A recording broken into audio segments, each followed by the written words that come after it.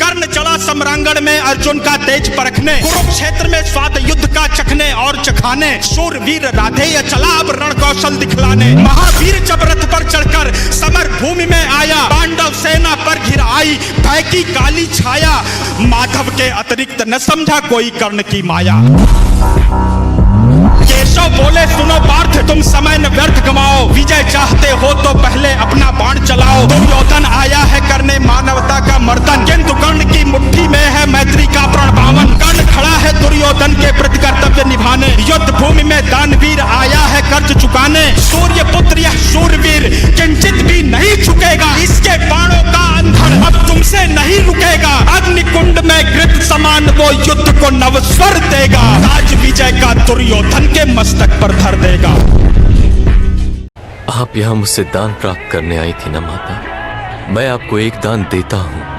आपको केवल अपने एक पुत्र की मृत्यु के लिए रोना होगा, आपके 4 पुत्रों का वध नहीं करूंगा मैं और अर्जुन। केवल हम दोनों एक दूसरे के प्राण लेने के लिए युद्ध करेंगे।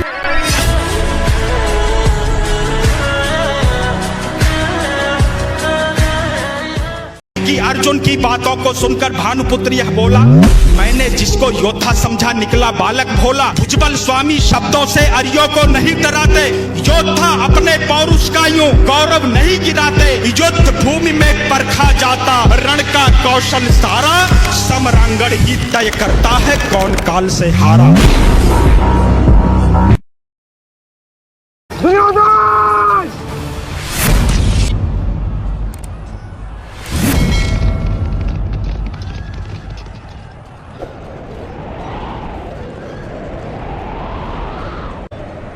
कुरुक्षेत्र की इस युद्ध भूमि में तुम्हारा स्वागत है, महारथी कर्ण।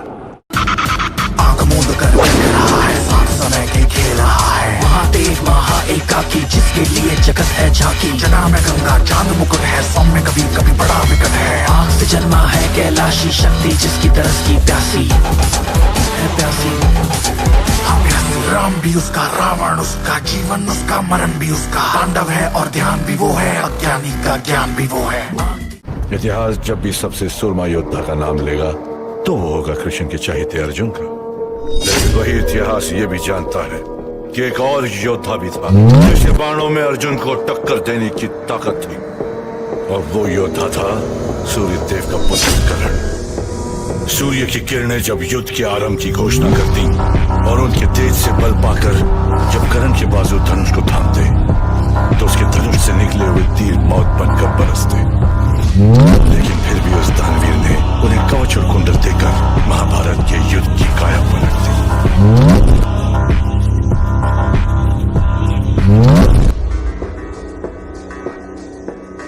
आओ मैं बताऊं महाभारत के सारे पात्र, ये भोले की सारी लीला थी, किशन के हाथ सूत्र थे।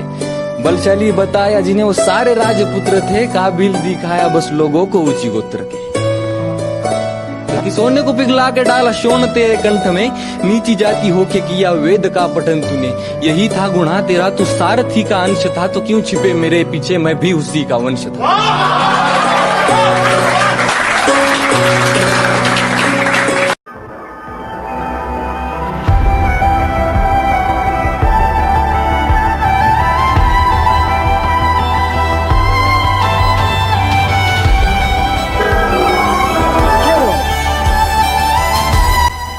मेरी वरमाला किसी सूत पुत्र के लिए नहीं है। इससे बड़ा झूठ हमने नहीं सुना। यह श्लोक देखिए, उत्तान शय मपतद अंगुल्य तरताड़ित है सयो ताड़िस्तेन वृडनीव नराधिपः। इसका अर्थ ये है कि स्वयंवर में सब राजाओं के हारने के बाद केवल अंगराज कर्ण ही एक शक्तिशाली राजा बचे थे। उन्होंने धनुष को उठा लिया था, परंतु जब वे प्रत्यंचा चढ़ाने लगे तो प्रत्यंचा के एक बाल की मोटाई जितनी दूर रह जाने पर धनुष उनसे छूटकर टकरा गया और वे असफल हो गए। ऊंचे ऊंचे लोगों में मैं ठहरा छोटी जात का, खुद से ही अनजान में ना घर का ना घाट का। सोने सा था तन मेरा, अभेद्य मेरा अंग था, कर्ण का कुंडल चमका लाल नीले रंग का। इतिहास साक्ष्य है योद्धा में निपुण था, बस एक मजबूरी थी मैं वचनों का शौकीन था। अगर ना दिया होता वचन वो मैंने कुंती माता को, तो पांडवों के खून से मैं धोता अपने हाथ को। हे मृत्यु, तैयार यदि तू आने को प्रसन्न मुखा। द्वार खुला है, तेरा स्वागत प्रसन्न मुखा।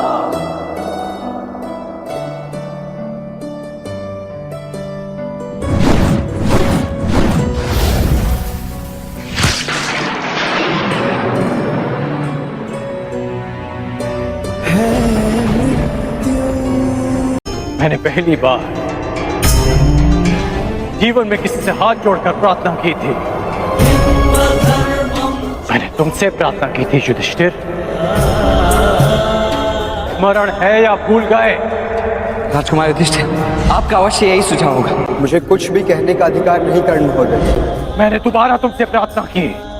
मेरा निवेदन मानिए, इस निमंत्रण को स्वीकार मत कीजिए, क्योंकि मुझे संदेह है ये निमंत्रण आपके सम्मान के लिए नहीं, उस अपमान के प्रतिकार के लिए भेज रहे हैं।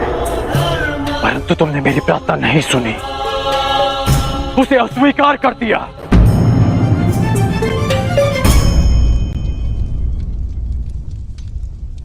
मैं अंतिम बार तुमसे प्रार्थना कर रहा हूं, ये दाव मत खेलना।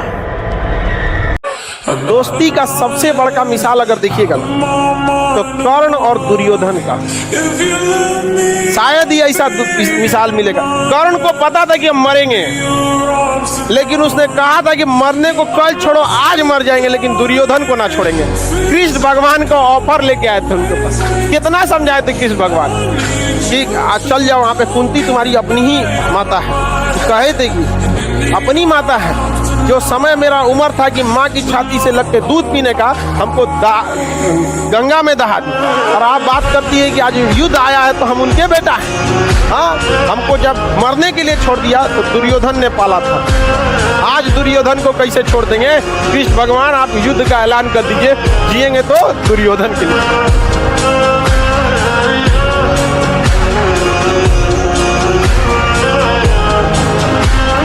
चलो एक बार फिर महाभारत हो जाए। ऐ कृष्ण, चलो एक बार फिर महाभारत हो जाए। इस बार भी अर्जुन तुम्हें अपने साथ रखना चाहिए। छल से नहीं, बल से चक्र तुमको भी उठाना चाहिए। ये धर्म युद्ध विचित्र है, गुरु द्रोण को और भीष्म को भी साथ रखना चाहिए। ऐ कृष्ण, तुम साथ दुश्मन सही, बस मित्र अपना कर्ण होना चाहिए। ये धरती कांप उठेगी, सिंहासन डोल उठेगा, जब कर्म युद्ध में कृष्ण तुम्हारे कर्ण सामने होगा। जब अर्जुन का गांडीव धरा पर बेबस ज्ञात पड़ा होगा, मंत्र भी सारे अर्जुन के ओझल से हो जाएंगे। जब कृष्ण तुम्हारे रथ के पहिए धरती में धस जाएंगे, तब निर्भय होकर चक्र चलाना या फिर अपना रथ खिंचवाना। वो बड़ा वीर है सूर्यपुत्र, मृत्यु से कभी नहीं डरता।